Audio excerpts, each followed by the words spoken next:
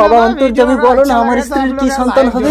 তোর স্ত্রীর পুত্র সন্তান হবে আর সেই সন্তানের হাতেই তোর মৃত্যু হবে। আমাকে মেরো না রজত, আমি কথা দিচ্ছি এই বাচ্চা জন্মানোর সাথে সাথে আমি জঙ্গলে গিয়ে পুঁতে দিয়ে আসবো। কনক একটু সহ্য কর, আমি দাইমাকে ডেকে আনছি। এই নাও 500 টাকা, ওর মায়ের জ্ঞান ফেরার আগে বাচ্চাটাকে জঙ্গলে নিয়ে গিয়ে পুঁতে দাও।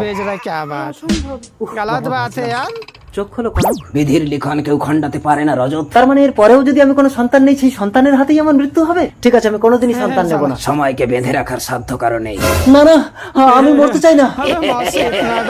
12 বছর পর গোরাটু কি ধাপ্পা মা 12 বছর ধরে আমাকে বস্তায় ঢুকে রেখেছে কেন? জঙ্গলে বাঘ আছে, বেরোবি না গোরা।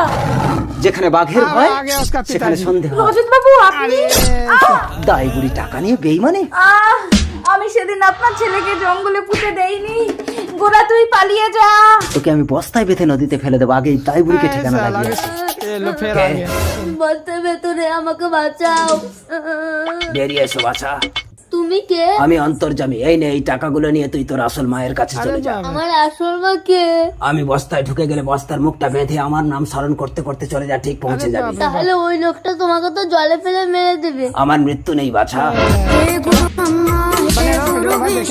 বুড়িকে ঠিকানা লাগিয়ে আসলাম, এবার বাচ্চাকে বস্তা সমেত নিয়ে গিয়ে নদীতে ফেলে দেবো।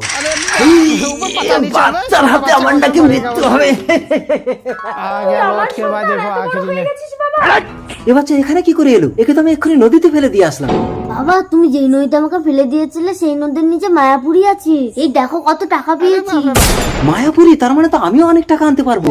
ঠিক আছে, আমি বস্তায় ঢুকছি, তোরা দুজন বস্তার মুখ বেঁধে আমাকে নদীতে ফেলে দিবি। নদীর পাড়ে এসে গেছি। বিধির লিখন কেউ খণ্ডাতে পারে না।